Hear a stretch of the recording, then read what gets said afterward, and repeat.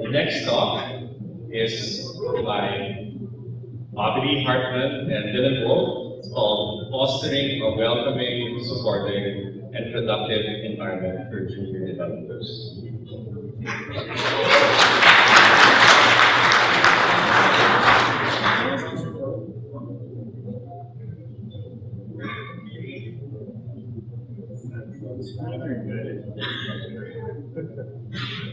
Yeah, technical difficulties. Can you fix that? Yeah, just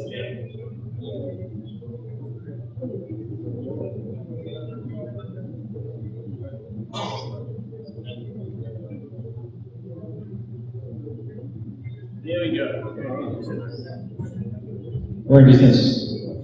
Alright, so first of all, g'day everyone. Thanks very much to Christopher and the rest of the organising team for giving Bobbilee an opportunity to come and speak at RubyConf Philippines, which is really exciting for the tourists. This is us hard at work putting some finishing touches on our talk in Ontario earlier this week.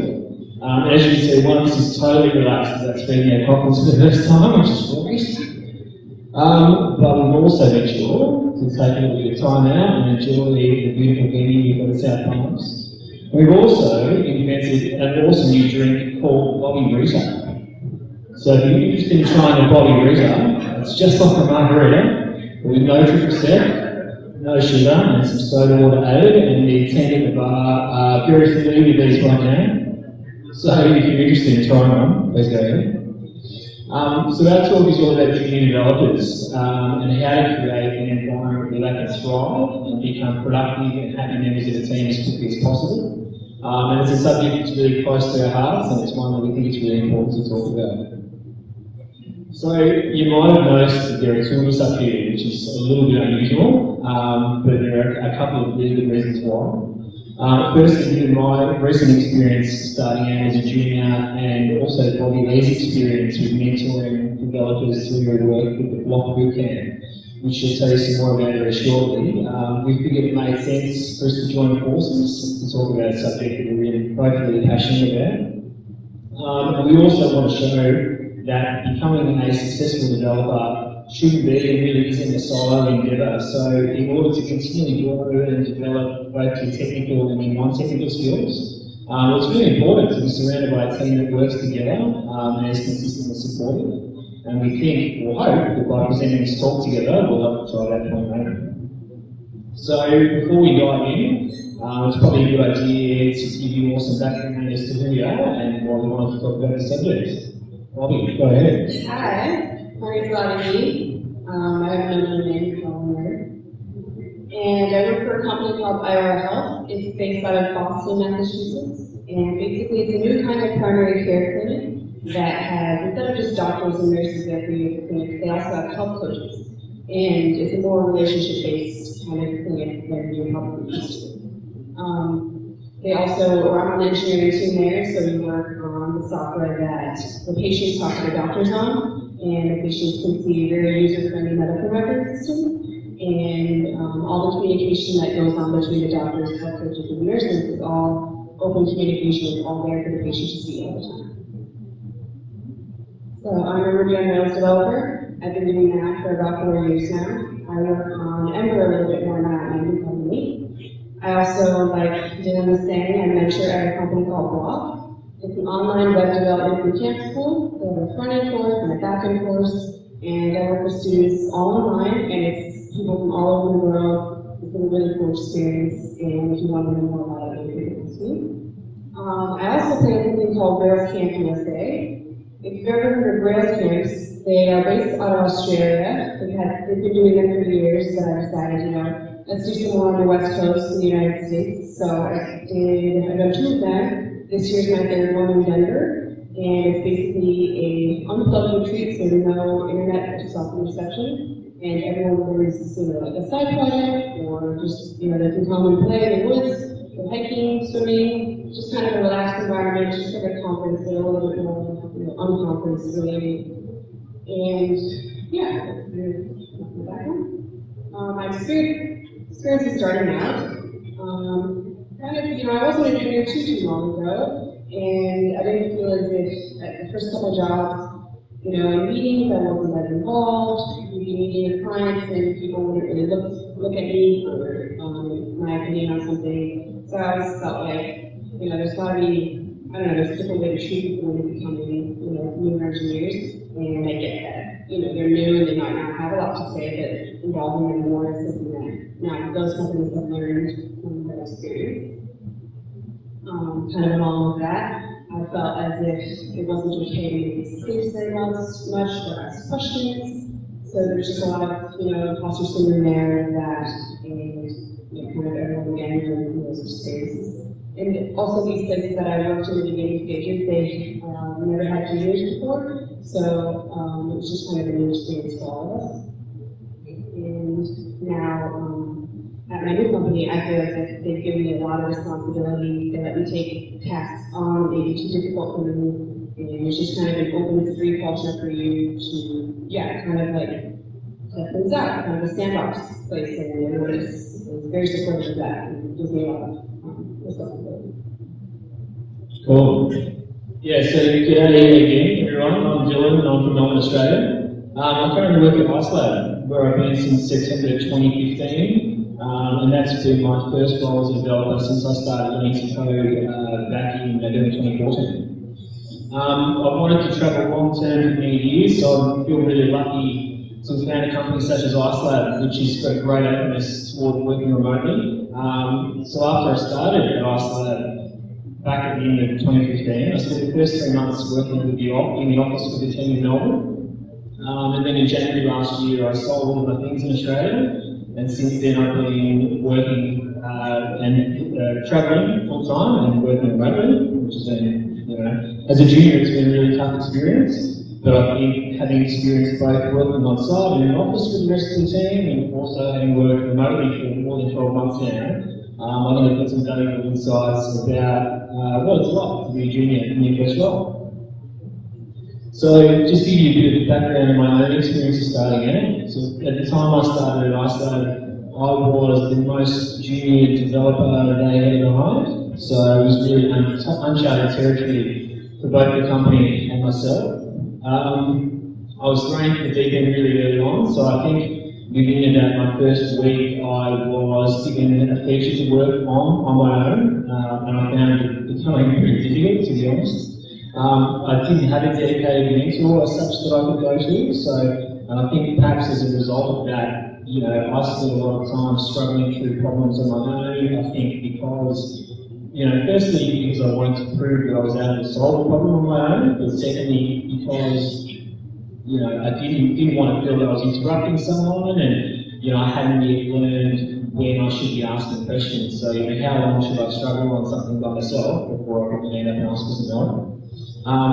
But one of the really great things about my first 12 months is that I have regular catch-ups with the directors of Icelab, and we have some really open and honest discussions about, you know, how I felt I was going on a personal level, but also how I felt the company was doing. So how the company was doing in terms of, you know, structuring my learning and development and those sort of things. And I guess we've definitely all learned from that. We hired a junior front-end developer back in January, and I can already see there's a lot more structure that's been put in place to support her learning.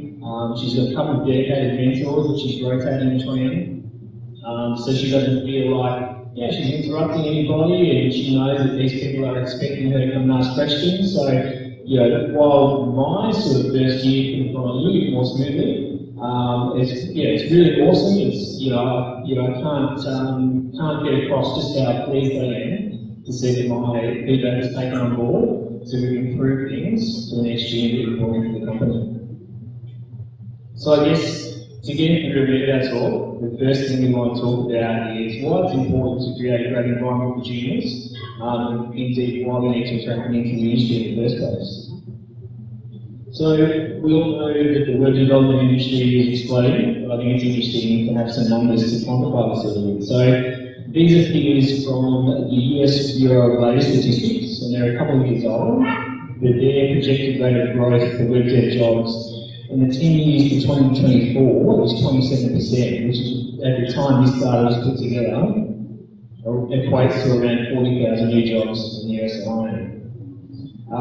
Obviously, some of these vacancies will be filled by people with equivalent skills transferring from related industries, so maybe from software or mobile app development, but the vast majority of these are going to be in their career at the entry level. So aside from the organic growth of the industry, there are a bunch of other key reasons why we need juniors.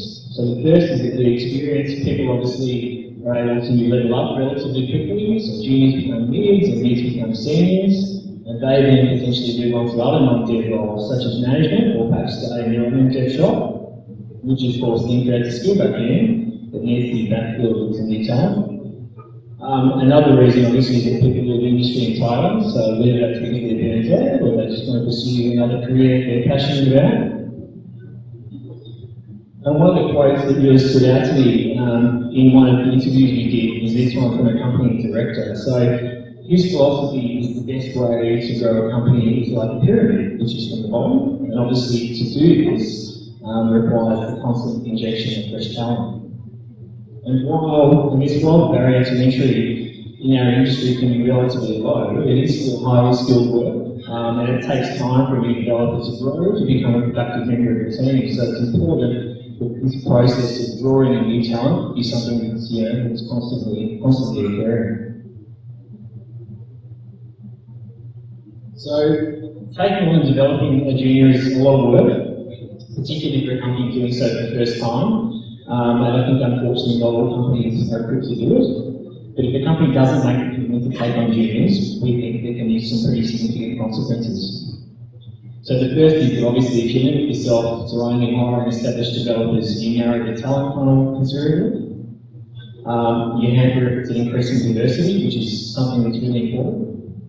And you fix your immediate problem now, but you potentially create another one down the track. As an established developer is more likely to move on to another opportunity within a relatively short period of time than a junior. And I guess you forego the opportunity to mould a junior, so to speak, to your company's perspective and philosophy. If you're not providing the right environment for juniors, based on our experiences and those of the people we interviewed, we think one of the following things are likely to happen. They'll become quiet and isolate themselves. They'll get discouraged, frustrated, and anxious about not being productive, and these are all things that I felt and I still feel sometimes. They'll start to feel imposter syndrome trickling, and as a result of all of these things, they're of course going to be less productive. So when Bobbilee and I decided to write this talk and to speak about this subject, we had two main goals. The first is to provide some actionable steps to help you retain and grow junior developers, but also to make investing in juniors more rewarding and less of a scary prospect.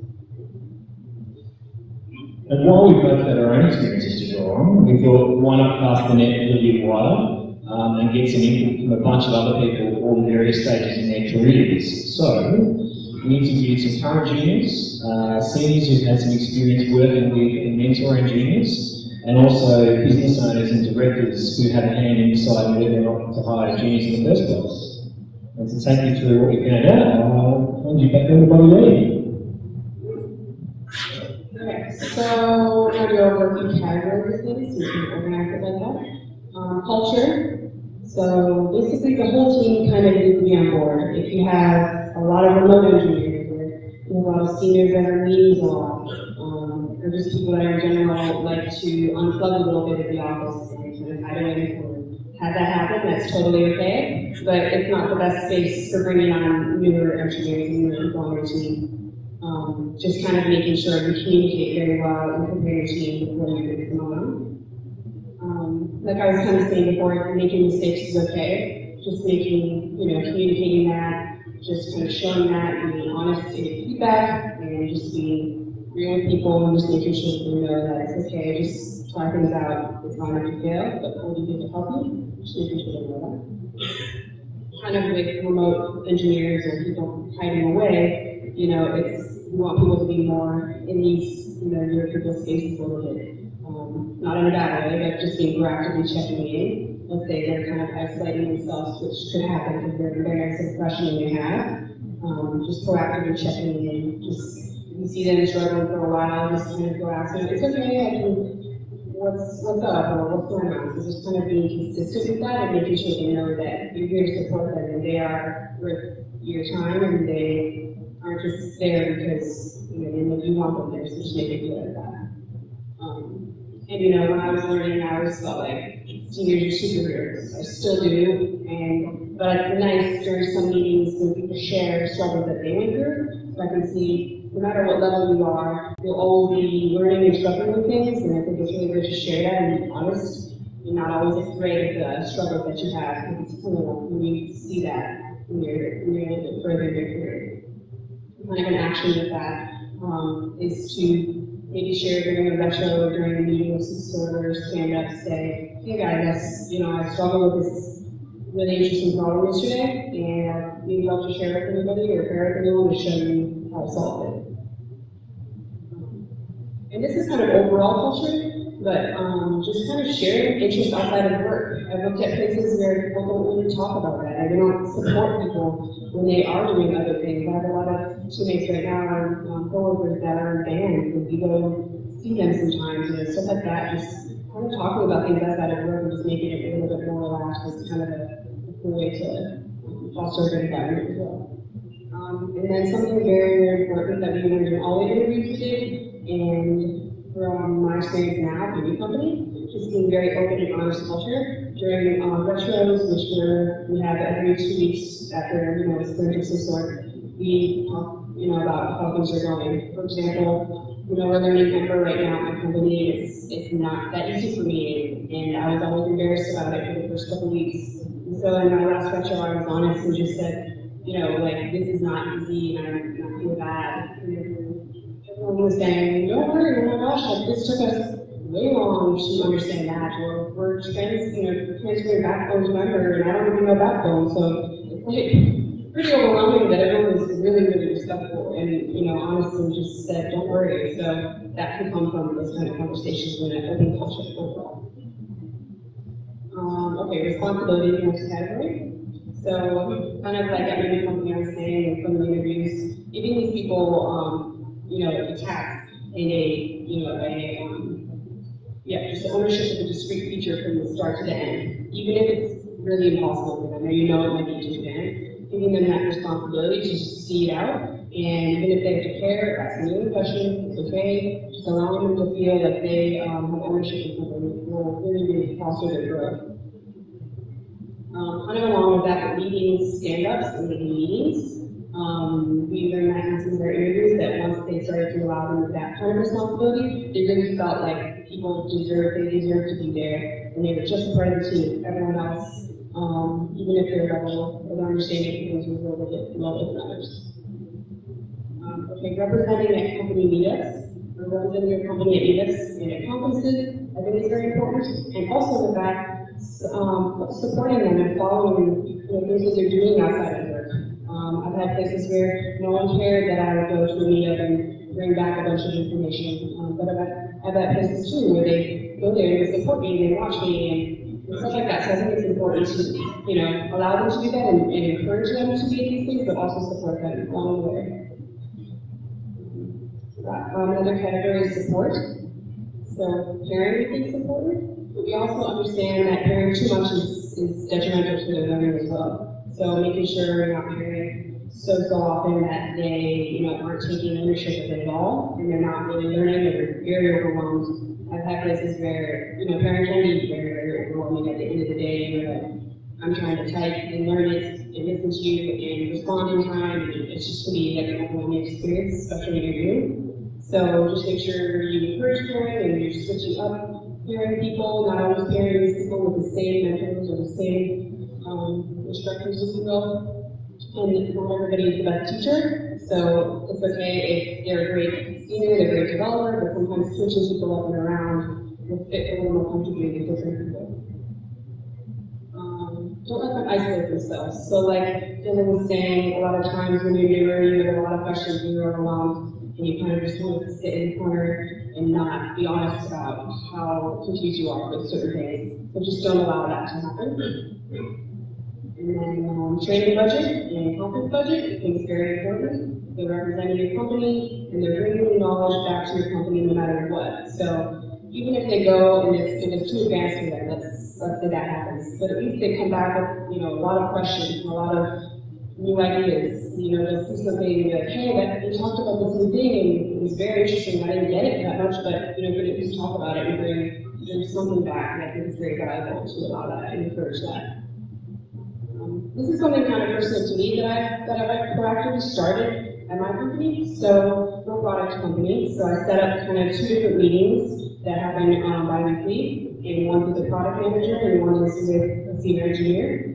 And it's basically, let's just say throughout 2 weeks or something, I have a list of questions in Notepad. And I have a list of product questions and a list of engineering questions. And then I just bring them to these meetings and they're kind of just totally open, honest, like, I don't know what anyone said in that last meeting, can we go over that? Or just keywords, like, what is this? We always talk about it, but I don't get it. So I go through maybe like 6 or 7 of those things out of my list each time we have a meeting. They're really, really helpful. It kind of just shows, they just want to learn more about me and my learning style. And the product manager, she knows a little more about engineering. So it's just been really cool to really experiment every time and just suggest maybe trying that out with some new people too.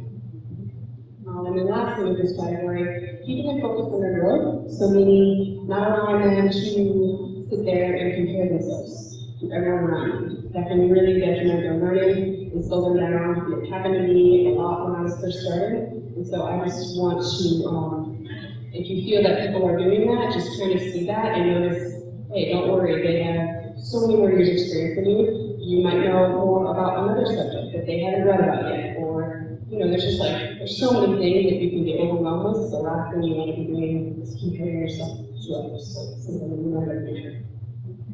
And feedback is our last category. So having regular scheduled one-on-ones. So I don't know if you guys do this a lot, but our managers always set up one-on-ones. It might be even once a month, but at least having a space where in a time that's consistent and just knowing that everybody can be honest and open with this. How am I doing? Getting their feedback on that is just been super helpful. Everywhere I've worked I've had these, and I think that they are important feedback. Code reviews, obviously important. Reviewing my pull requests, being consistent with doing it, and if you have a lot of remote people, that's really important too, even more important. So just kind of remembering to do code reviews. Encourage engineers to time box problems. So, like I was saying, you can try, try this for a day, try this for a week. Just see what you got. Don't worry, it doesn't matter where you get, how far you get, but just giving them a time box is kind of like a stress reliever. Or try really hard, kind of like a code challenge for an interview. I always felt like I learned so much in those. So that's just something that we learned a lot that people can be doing from the people that we interview. And this is a cool thing that we learned someone did in one of our interviews. He said that a lot of this is from someone who ran a web development school. And he said, a lot of our juniors struggle with knowing how difficult their questions are. So they're embarrassed to post them in Slack, and they're embarrassed, they just don't know. So they kind of said, instead of you post your question, but instead of me answering it right away or giving you a hint, I'm just going to give you a number, 1 to 10. 10 meaning that's really difficult. Don't worry, I'll help you in a few minutes, or I'll get someone to help you. Or 1, that's super easy. You can do it yourself. Just keep researching. You got this. Just kind of, just give them a little bit of stress relief impact.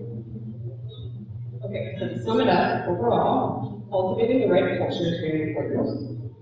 Empowering juniors with responsibility, providing ongoing support, keeping lines of communication open, and having honest feedback. That's it. Thank you. Thanks, everyone.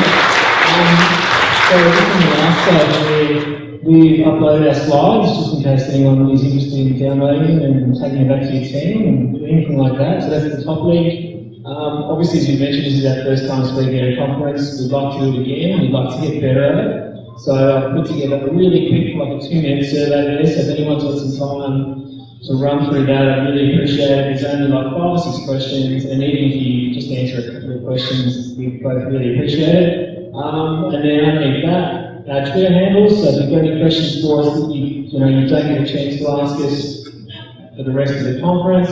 Please feel free to hit us up on Twitter, whether it's about RailsCamp, and we've both got some little business cards about RailsCamp if you want to come have a chat with us about that. I went to the camp last year and it was awesome. I'm not going again this year. Tickets are still available for registration in the US. Questions about working remotely or anything like that, yeah, please come and find us. I think we're right at the end of our time, and it's now lunch. So yeah, please feel free to find us. We'll probably be having a couple of celebratory Bobby readers, I think. So we'll be around the bar somewhere. Thanks very much. There's still some time for questions. Yeah, does anyone have any questions? Yeah, go ahead. So first of all, thank you very much. It's always like refreshing to see this kind of feedback, especially for like people who went through the training career and are willing to like expose the information, especially for people who have been in the industry for a while and sometimes we forget about how important it is. So thank you very much for that. I actually have like several questions. We'll probably follow up, but one in particular is we are as a company, our company is completely distributed. And so that's one of the challenges with junior developers. And so my question is how, so you mentioned about the importance of having a mentor. How is important, assuming that you got one at some point, how is important for you to have a mentor like physically close enough to you, instead of having someone like remote that could asynchronously answer to you? Or did you feel like you had the need to be able to like get in touch with him synchronously, or what are your feelings about that? So I think for me, like I spent some time back in the office in Melbourne a few weeks ago, and I even found, even having been a developer for sort of 12, 15 months now, I found that being around other people, I was much more willing to answer questions, to ask questions more readily. So whereas working remotely, I'd be more inclined probably to take a bit more time to try and figure things out on my own. But it just seemed like I'm back in that team environment, and I felt much more relaxed about doing that. So I think, when I first started, or when I first interviewed at Isolab, I was very upfront about the fact that I wanted to go remote, and they were totally happy for me to do so. I think if I had my time again, I would probably stick around in the office for a bit longer. And I feel like it's, I think deciding to go remote after 3 months has probably hampered my development a little bit, but that's sort of a trade-off. So, it's meant I've been able to do some travel, and I've developed, parts of my personality that weren't there before, and all those sort of things. So for me, that's kind of a fair trade-off. But I think, working remotely as a junior has been really difficult. And fortunately for me, in my past career, I work remotely, so I don't have any issues with, motivation and being self-starting and those sort of things. But I think having someone next to you makes such a difference, rather than thinking about how I can post this question to Slack, and you need to think about how am I going to do it, and all those sort of things. Where it's much easier if you've got someone next to you. So that was what I thought. Yeah, so the company right now, actually, I'm based in Minneapolis and 500 weeks there, and everyone else is in Boston, and my entire team is in Boston, so all of my mentors are in Boston, so it's been all remote. The time change isn't much, but I feel like it's been fine, actually. The guy that I kind of always talk with, he's, super honest with me. He's very open to me just right away asking him on screen, like, can you chat for 5 minutes? So it's just been a good pair in that. So I don't know, I would feel pretty much the same time. Yeah, 1 hour. But it's kind of like you set it up like I did that learning that thing. So that's been like the most helpful thing ever. And that happens every 2 weeks at a set time. So and I might even switch to it once a week because it's been fun for both of us. So I don't feel like the time zone, because if you have a set time and my time zone, would that be okay? So I think I would try that, I guess. Any more questions?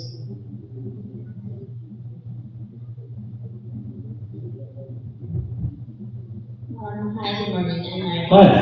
And I work with Premier Supers who, mine's actually not a question, but I just want to say, your talk was really something new. And I really appreciate it because, from my observation, and I'm not a junior working with Ruby on Rails, but I have observed that there's not much opportunity for juniors, particularly in the Philippines. I'm not sure if most IT companies here are really, trying to do away with hiring juniors particularly because there's more time and effort that's needed to be invested in them so that they can grow and become good programmers in the future. But I think all of the key points that you mentioned are really important, and maybe more IT companies will try to, encourage more juniors to join their companies. It's, even seniors need a lot of encouragement in order for them to grow. So we would still need to learn more, probably get more information and support from our seniors or our supervisors. So I think this talk's not limited to juniors, and I'm really happy that this has been brought up. Maybe let's companies here in the Philippines, let's try to give more opportunities for junior developers overall in the region. So thank you. Awesome. Thank you very much. Thanks, everyone.